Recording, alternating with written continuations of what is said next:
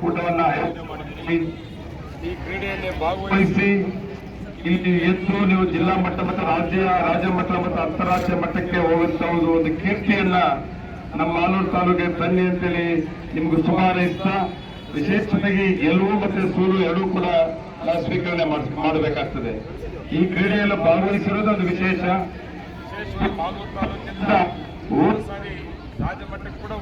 ನಾವು ಹೋಗಿದ್ವಿ, ಈ ಸಾರಿ ಕೂಡ ನಮ್ಮ ತಾಲೂಕಿನಿಂದ ರಾಜ್ಯ ಮಟ್ಟಕ್ಕೆ ಹೋಗ್ಲಿ, ಅಂತಾರಾಷ್ಟ್ರೀಯ ಮಟ್ಟಕ್ಕೆ ಹೋಗಿ. ನಮಸ್ಕಾರ.